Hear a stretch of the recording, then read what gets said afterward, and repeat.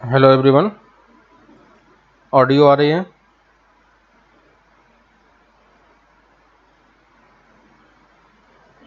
Audio clear है?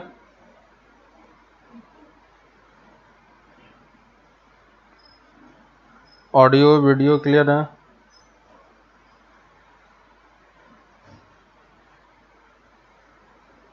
Okay.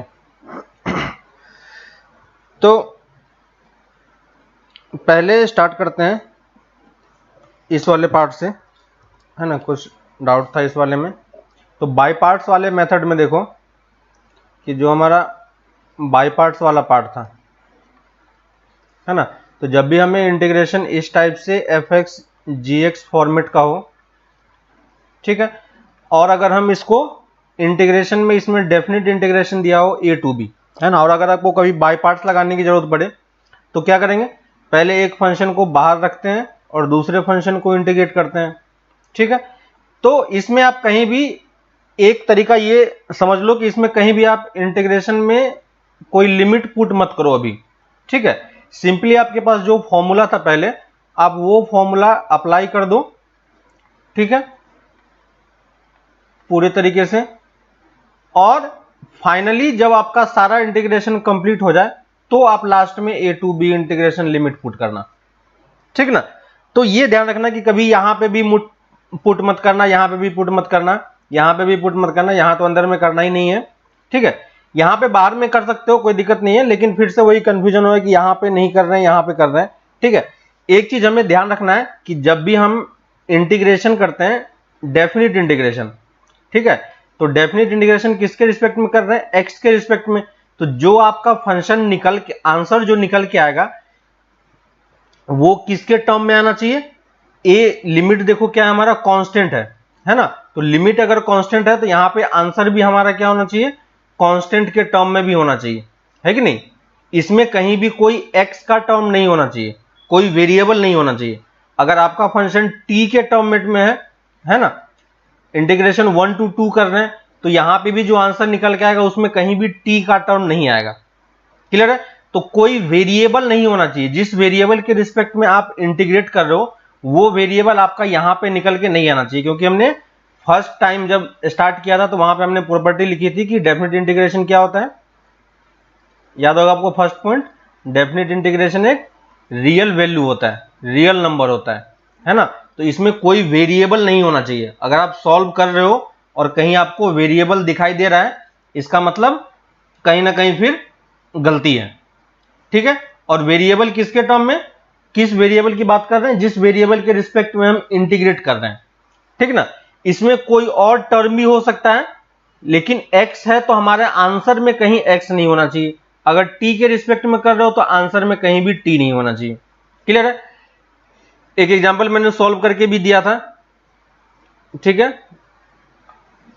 Copy में, है ना। तो उसको देख लेना कि x sin x अगर होगा हमारे पास 0 से 1 में इंटीग्रेट कर रहे हैं, तो फर्स्ट फंक्शन इसको हम डिफरेंशिएट करना चाह रहे हैं, तो पहले हम क्या करेंगे, इस टाइप से आप अलग अलग फंक्शन लिख लो, माइनस इसका इंटीग्रेशन कितना हो जाएगा साइन एक्स का, प्लस कॉस एक्स, है कि नहीं, और x को हमने डिफरेंशिएट कर दिया, और बाहर में हम यहाँ पे 0 to 1 लिमिट पुट करेंगे। यानी जब हमारा इंटीग्रेशन कंप्लीटली सॉल्व हो जाएगा, x minus cos x plus sine x, अब आप फाइनली सब में एक साथ क्या करो, 0 to 1 लिमिट पुट कर दो, है ना। तो लोअर लिमिट पे देखो सारी वैल्यू 0 हो जाएगी, और अपर लिमिट पे कितना आ जाएगा, माइनस कॉस 1 प्लस साइन 1, है ना। तो इस तरीके से हम डेफिनेट वाला पार्ट हमें इस तरीके से सॉल्व करना है, ठीक है।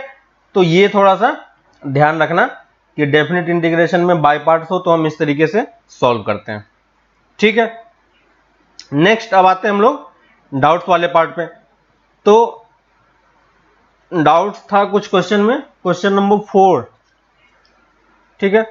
तो क्वेश्चन नंबर 4 देखते हैं। Question number 4, integration indefinite integration है dx अपॉन एक्स स्क्वायर, और ब्रैकेट में क्या है, x to the power 4 plus 1 और इसके पावर में 3/4, है ना। तो देखो यहां पे इस टाइप का जब भी कोई क्वेश्चन हो, ठीक है, यहां पे देखो मैं एक पॉइंट बना के साइड में लिख दे रहा हूं कि आपके पास कोई भी ऐसा फंक्शन हो जिसके पावर में, है ना, कुछ इस टाइप का टर्म हो और यहां पे पावर में कुछ फ्रैक्शन में टर्म हो, ठीक है, कुछ फंक्शन यहां पे होगा x का और उसके पावर में कुछ फ्रैक्शन का टर्म होगा, है ना। तो जब भी ऊपर में फ्रैक्शन का टर्म हो तो हमें मतलब कि ये चीज हमेशा काम नहीं करता है, लेकिन मैक्सिमम टाइम पे काम कर जाता है ना, क्योंकि हमें ये पता है कि डेफिनेट इंटीग्रेशन आपको पर्टिकुलर मेथड से सॉल्व करना होता है ना, और वो मेथड आपको करते करते समझ में आया कि हमें कौन सा मेथड अप्लाई करना है, ठीक है। तो इसका कोई फिक्स मेथड नहीं है, कोई इस तरीके से भी कर सकता है, कोई और दूसरे तरीके से भी कर सकता है, बस सोचने का फर्क है, ठीक है। तो इसी क्वेश्चन को सोचने का एक और तरीका ये भी है कि जब भी आपके पास कुछ फंक्शन हो उसके पावर में फ्रैक्शन का टर्म हो, जैसे यहां पे देखो फ्रैक्शन में 3/4 का टर्म है ना, तो आपको करना क्या है कि इसके अंदर में जो x की हाईएस्ट पावर है, ठीक है, highest power of x, clear है, इस ब्रैकेट के अंदर में जो हाईएस्ट पावर है उसको हमें क्या करना है, बाहर निकाल लेना है।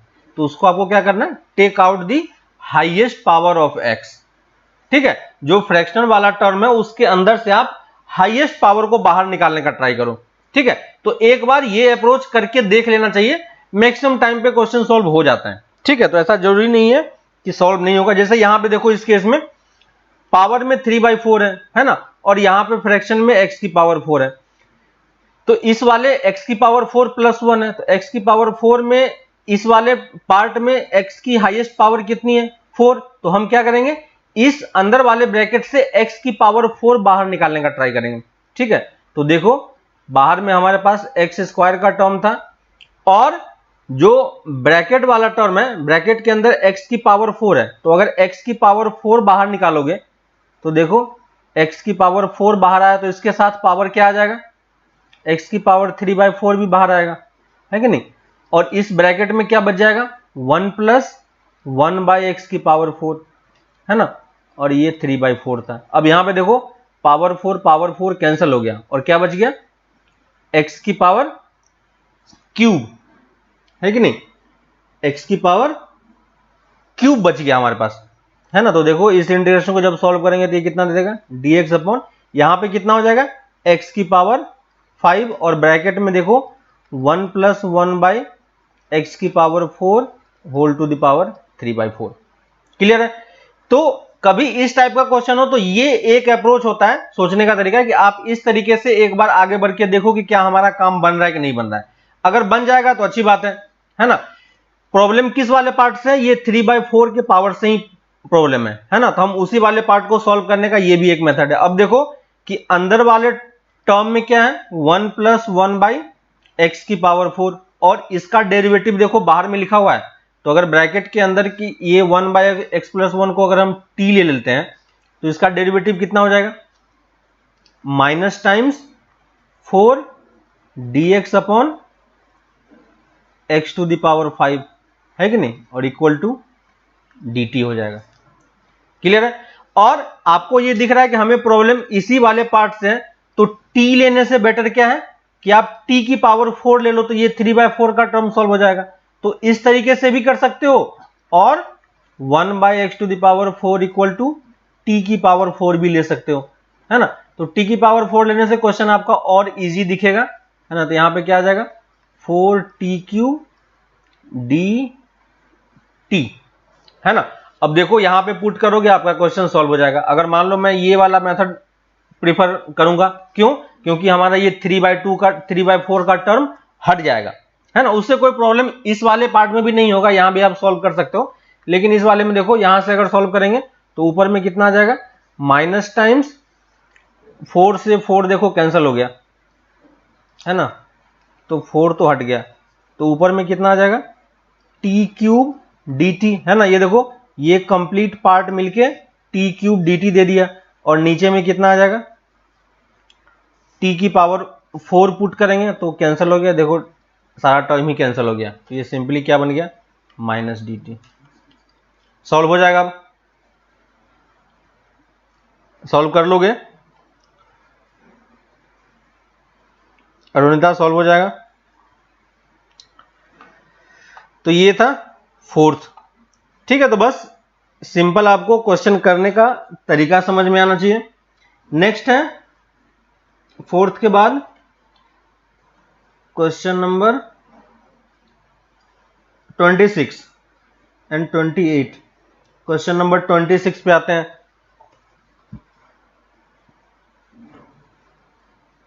ठीक है, क्वेश्चन नंबर 26 पे आते हैं।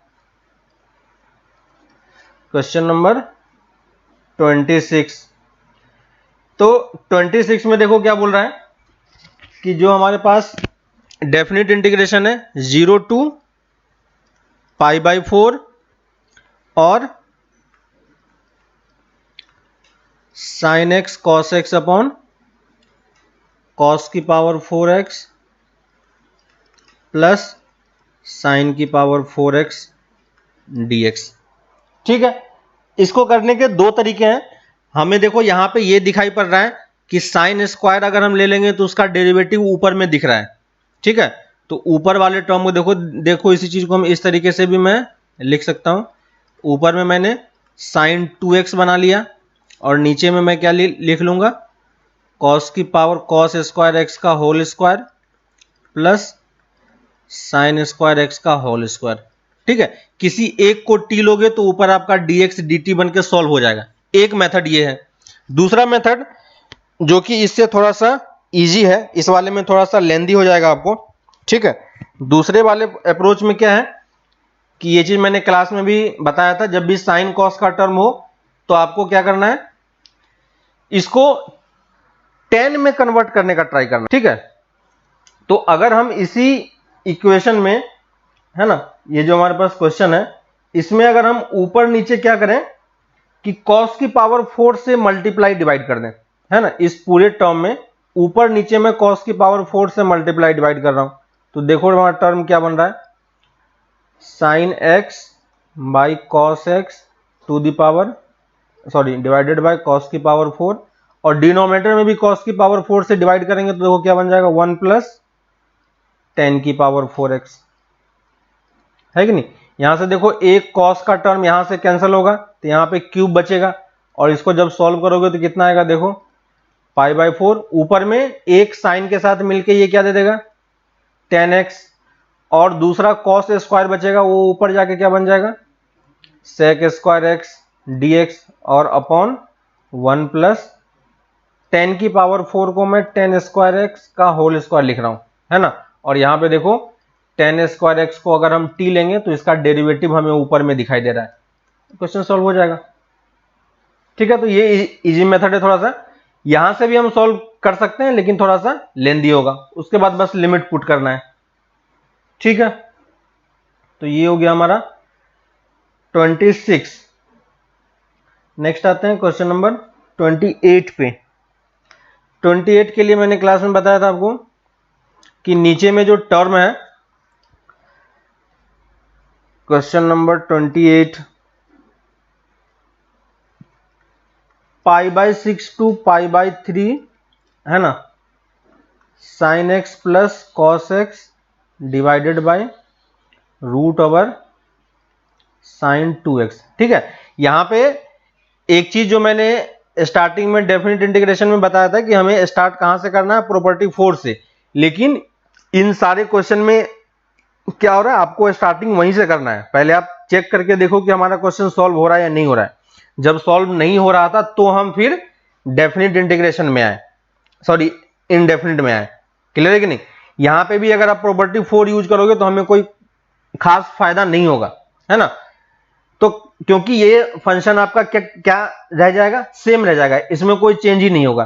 ठीक है, चेंज नहीं होगा तो हम इसको दूसरे तरीके से सॉल्व करेंगे। तो यहां पे मैंने बोला था कि आपको क्या करना है, ऊपर वाला टर्म देखो क्या है, sign x plus cos x है ना, तो आप ये सोचो कि ये sign x plus cos x dx है, तो ये sign x plus cos x किसका डेरिवेटिव एक्चुअली में होगा।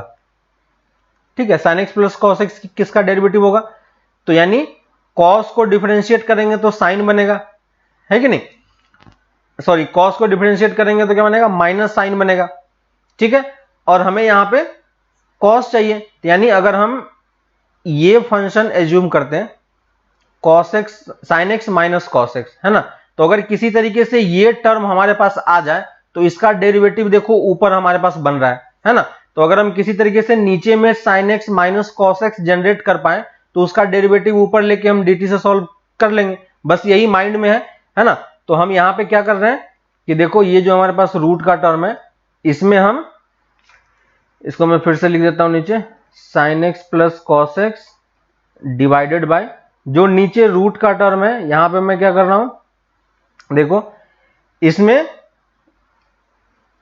1 minus times 1 minus sin 2x ये लिखा जा सकता है ना, क्योंकि हमें sin 2x चाहिए था तो प्लस 1 माइनस 1 किया और एडजस्ट किया तो हमारे पास ये इस टाइप का टर्म बना।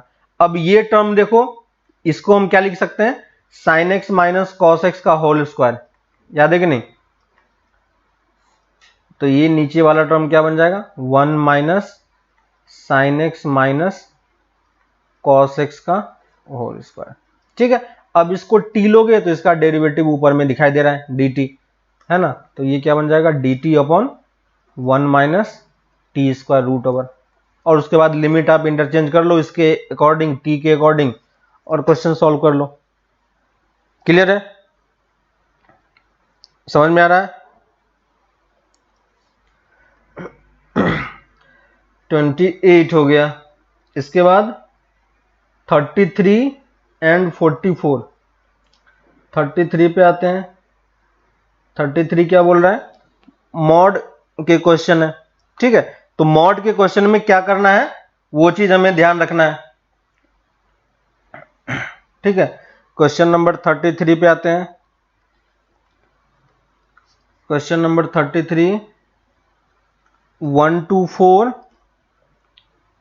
है ना, mod of x minus 1, mod of x minus 1 plus mod of x minus 2 plus mod of x minus 3 dx, है ना।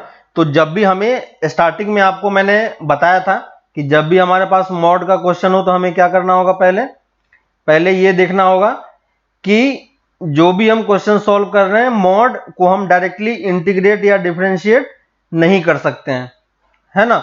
तो हमें इस चीज का ध्यान रखना होगा कि जब भी हम मॉड को इंटीग्रेट करें तो सबसे पहले हमें मॉड को ब्रेक करना पड़ेगा, है ना।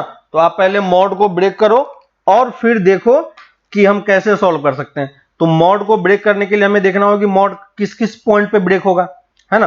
तो ये x माइनस 1 है तो सबको पहले नंबर लाइन पे ड्रॉ कर लो। तो पहला वाला मॉड कहां पे ब्रेक होगा 1 पे, है ना, दूसरा वाला 2 पे और तीसरा वाला 3 पे, है कि नहीं। तो मॉड किस किस पॉइंट पे ब्रेक हो रहा है हमें समझ में आ रहा है ना। तो सिंपली आप क्या करो सबको पहले देख लो कहां कहां पे ब्रेक हो रहा है। इसका मतलब 3 से ज्यादा होगा तो ये मॉड कैसा होगा पॉजिटिव होगा, 2 से ज्यादा होगा तो दोनों मॉड पॉजिटिव होगा, है ना। मॉड कैसे ओपन होता है ये हमने ऑलरेडी पहले देखा हुआ है, ठीक है। तो हम क्या करेंगे अब कि अब इंटीग्रेट करने के लिए पहले हमें देखना पड़ेगा कि हमें मॉड को हम डायरेक्टली इंटीग्रेट या डिफरेंशिएट नहीं कर सकते, तो उसे हमें ब्रेक करना पड़ रहा है। तो अब देखो पहला लिमिट क्या है 1 है ना। तो हम क्या करते हैं अब देखो 1 से 2 के बीच में कौन सा मॉड पॉजिटिव होगा, है ना। तो यहां पे 3 मॉड है तो 3 पॉइंट हमें मिले हैं, तो 3 पॉइंट में हमें तीनों पॉइंट पे ब्रेक करना पड़ेगा।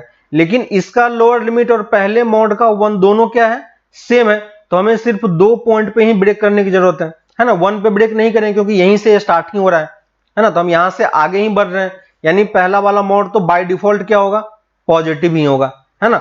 तो हम पहले इंटीग्रेट कहां से कहां ब्रेक करेंगे 1 से 2 प्लस 2 से 3, है ना। और हमें कहां तक जाना है एक्चुअली में 4 तक जाना है, यहां से यहां तक इंटीग्रेट करना है ना। और प्लस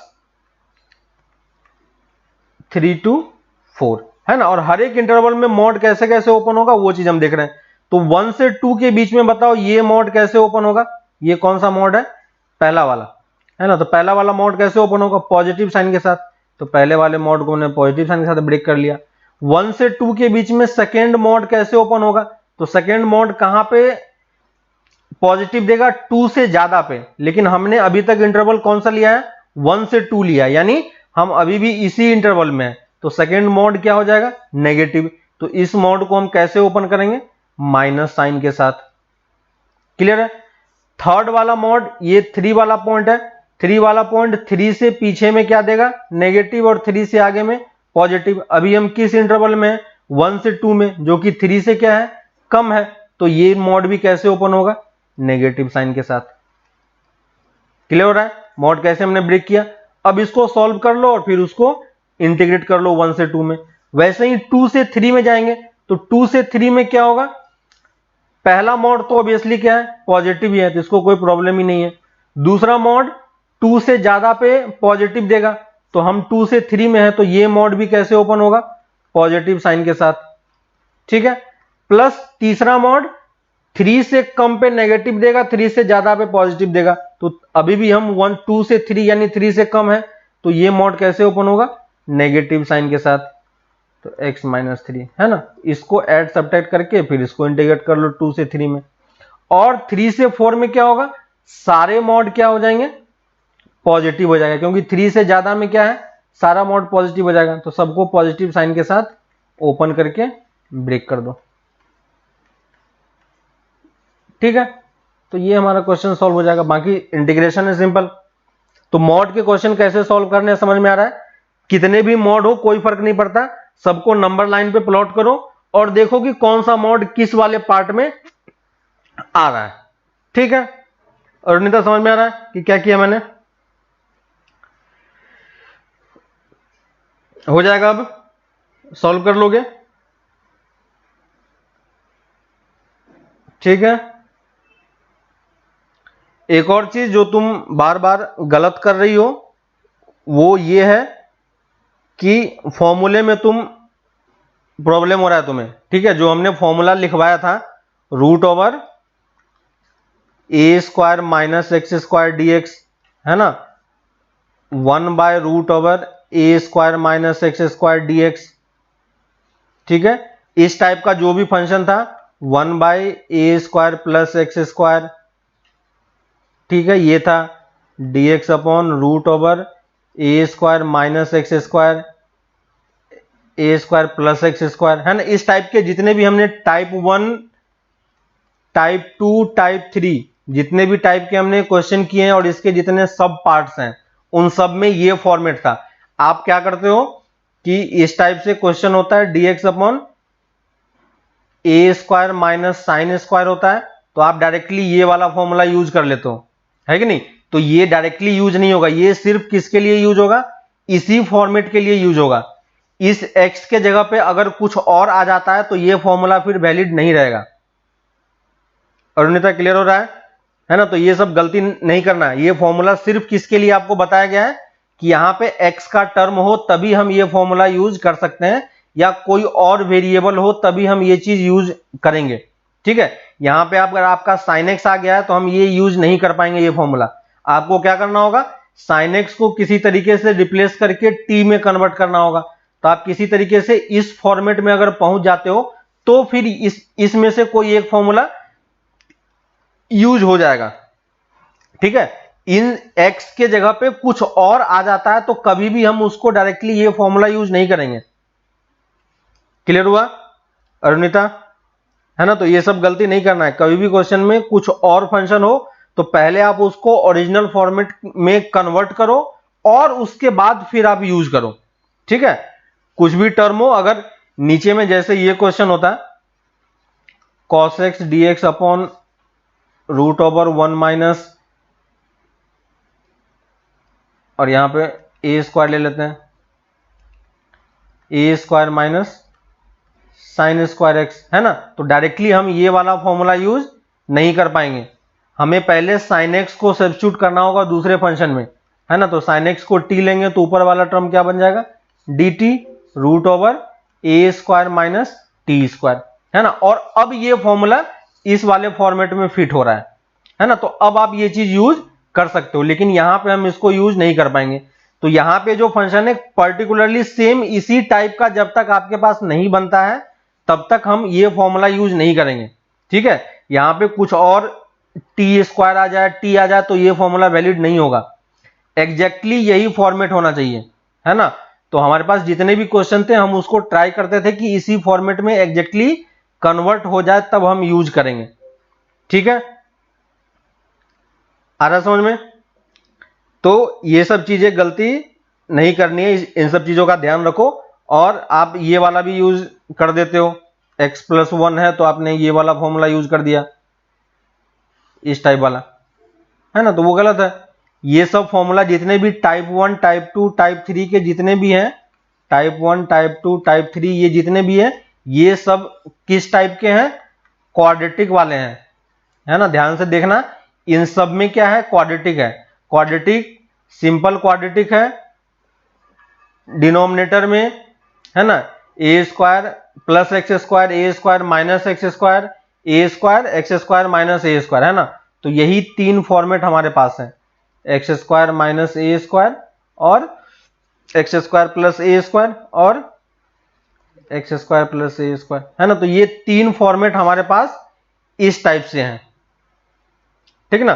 तो हमें ये ध्यान रखना है हमेशा कि जब भी आप यूज करो तो ये सब क्वाड्रेटिक वाले फॉर्मेट के लिए ही है ना। यही सब चीज डिनोमिनेटर में आएगा, रूट के साथ आएगा, है ना। तब हम ये टाइप 1, टाइप 2, टाइप 3 यूज करते हैं, है ना। तो टाइप 1 में रूट नहीं था, लेकिन यहां पे सारा क्वाड्रेटिक किस में था? डिनोमिनेटर में था। इस वाले में सारा क्वाड्रेटिक डिनोमिनेटर में था प्लस स्क्वायर रूट में था, और इसमें सारा क्वाड्रेटिक न्यूमरेटर में था प्लस स्क्वायर रूट में था, है ना। तो ये तीन टाइप के क्वेश्चन थे हमारे पास, इसलिए हम यहां पे ये यूज करते थे, ठीक है। तो ये सब एग्जाम में ये सब गलती नहीं करना है, ठीक है। क्वेश्चन नंबर 44 जो है वो 44 अभी आप रहने दो, वो क्वेश्चन हम लोग बाद में करेंगे, ठीक है। वो जब ट्रिगोनोमेट्रिक इनवर्स वाला फंक्शन जब हम करेंगे तब इस क्वेश्चन को सॉल्व कर पाओगे, क्योंकि उसमें बस सिंपली फॉर्मूला यूज हो रहा है, आपको फॉर्मूला नहीं पता है इसलिए आप बस इसको क्वेश्चन सॉल्व नहीं कर पा रहे हो, ठीक है। तो जब हम इनवर्स ट्रिगोनोमेट्रिक करेंगे तो वहां पे मैं फिर से इंटीग्रेशन के कुछ कुछ क्वेश्चंस लेके आपको वहां पे दिखा दूंगा कि कैसे क्वेश्चन को सॉल्व करना होता है, ठीक है। आप मॉड वाले कुछ क्वेश्चंस लिख लो, आप ट्राई करना घर पे, ठीक है। एग्जाम्पल में लिख लो, बस आपको देखना ये है कि मॉड कहां कहां ब्रेक हो रहा है, ठीक है। आप मॉड का ब्रेकिंग पॉइंट चेक करोगे तभी हम क्वेश्चन सॉल्व कर पाएंगे, है ना। एक एग्जांपल मैं इस तरीके से ले लेता हूं, देख लो ये कोई एग्जाम्पल, फिर आप लोग घर पे करना। जैसे मान लो ये -1 to 2 है, ठीक है।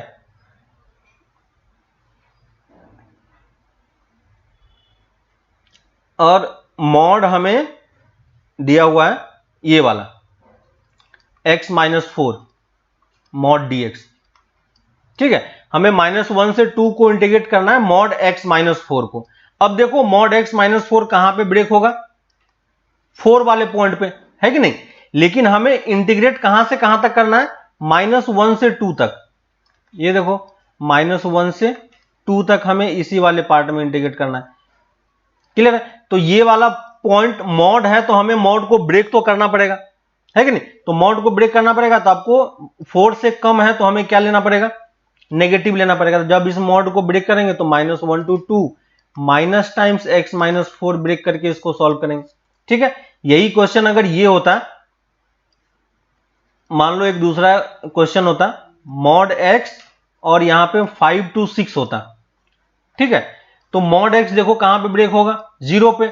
और 5 to 6 जो हमें इंटीग्रेट करना है वो किस वाले पार्ट में है? पॉजिटिव वाले पार्ट में। तो पॉजिटिव वाले पार्ट में तो यहां पे हम मॉड नहीं भी लिखेंगे तो भी हमारा काम चल जाएगा, ठीक है। तो जब हम इसको सॉल्व करेंगे तो क्या लिखेंगे? 5 to 6 x dx, क्लियर है।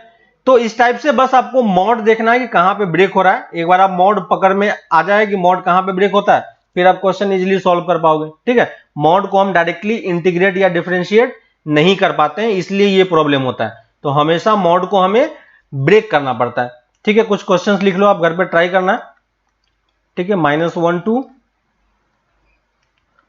1 मॉड x dx।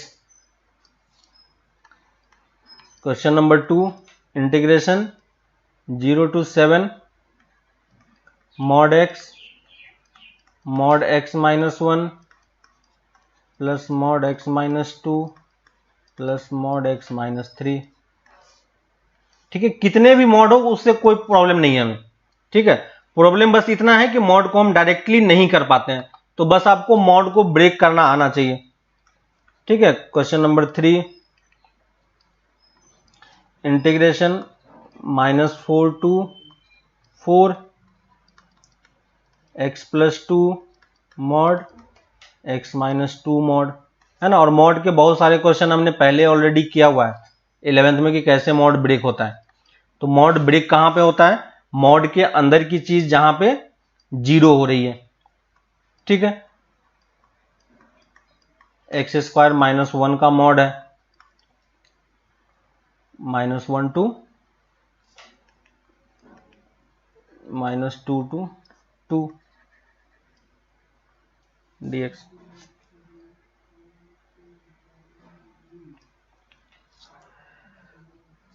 ठीक है, एक और क्वेश्चन लिख लो, घर पे ट्राई करना बस, एनसीईआरटी में भी है। ठीक है, आप एग्जाम्पल्स में बहुत अच्छे अच्छे क्वेश्चंस दिए हुए हैं। ठीक है, तो एग्जाम्पल्स के क्वेश्चन आप जरूर ट्राई करना। ठीक है, एग्जाम्पल्स में ही ये क्वेश्चन दिया हुआ है, देखना। Integration -1 to 3/2 mod of x sin pi x dx। ठीक है, ये एग्जाम्पल का क्वेश्चन है, पेज नंबर 351। ठीक है, तो ये सब मॉड के ही क्वेश्चन है। ये 4-5 क्वेश्चन ट्राई करो तो आपको मॉड वाला सारा फंडा क्लियर हो जाएगा कि कैसे ये चीज हो रहा है। अगर x का वैल्यू लिमिट के अंदर रहे तो हाँ, तो मॉड को हमें ब्रेक करना पड़ेगा। बस हमें देखना यह है कि मॉड कहां पे ब्रेक हो रहा है। ठीक है, अंदर रहे बाहर रहे उससे कोई फर्क नहीं पड़ता। मॉड अगर अंदर में होगा तो हमें 2 पॉइंट पे ब्रेक करना पड़ेगा। ठीक है, जैसे ये वाला क्वेश्चन है, integration -1 to 1 mod x dx, है कि नहीं। तो यहां पे जो ये मॉड है ये कहां पे ब्रेक होगा? 0 पे। और हमें इंटीग्रेट कहां से कहां तक करना है? -1 से 1 तक। तो जो हमें चीजें इंटीग्रेट करना है उसको यहां से यहां तक इंटीग्रेट करना है, लेकिन हमें 0 को क्रॉस करके जाना पड़ेगा, है ना। लेकिन हमें यह पता है कि 0 से पहले ये फंक्शन कैसा होगा? नेगेटिव होगा, और 0 के आगे क्या होगा? पॉजिटिव होगा। तो जब हम इसको ब्रेक करेंगे तो कहां से कहां पे ब्रेक करेंगे? 0 पे, -1 to 0 और 0 to 1। तो ये -1 to 0 और प्लस 0 to 1, है ना, दोनों में dx होगा। अब -1 से 0 के बीच में फंक्शन हमारा क्या होगा? नेगेटिव होगा, क्योंकि x की वैल्यू 0 से कम होगी तो ये मॉड x नेगेटिव में ओपन होगा। तो इसको हम क्या लिखेंगे? माइनस टाइम्स x dx, और 0 से 1 के बीच में ये क्या होगा? पॉजिटिव होगा। तो सिंपली x dx करेंगे और इसको सॉल्व करना है। कर पाओगे? विशाल क्लियर हो गया? ठीक है, तो बाकी सारे क्वेश्चन आप ट्राई करो। ठीक है, लेकिन एग्जाम्पल्स में आपके पास ढेर सारे क्वेश्चन है। ठीक ना, तो एग्जाम्पल्स के क्वेश्चन एक बार आप देख लेना, डेफिनेट इंटीग्रेशन वाले। ठीक है, उसमें बहुत सारे और अच्छे अच्छे क्वेश्चन है एग्जाम्पल्स के, वो सब क्वेश्चन ट्राई करो। ठीक है, तो आपको बहुत सारा कॉन्सेप्ट क्लियर हो जाएगा। उसमें ऑलरेडी सॉल्यूशन दिया हुआ है, तो आपको कभी प्रॉब्लम नहीं होगा समझने में भी। ठीक है, आप पहले क्वेश्चन देखो, खुद से ट्राई करो, फिर कोई प्रॉब्लम आता है तो फिर आप सॉल्यूशन देखो, है ना। अगर फिर भी समझ में नहीं आता तो फिर आप पूछ लेना। ठीक है, तो एग्जाम्पल्स में अच्छे अच्छे क्वेश्चन है, वो सब क्वेश्चन भी आप ट्राई करो तो आपका काफी हेल्प मिलेगा। ठीक है, ये 4-5 क्वेश्चन ट्राई करना, उसके बाद फिर हम लोग नेक्स्ट कल एग्जाम होगा सेम 11 बजे से। ठीक है, तो उसके लिए आप लोग तैयारी करो, फिर हम लोग ट्यूसडे से फिर कंटिन्यू करते हैं नेक्स्ट क्लास।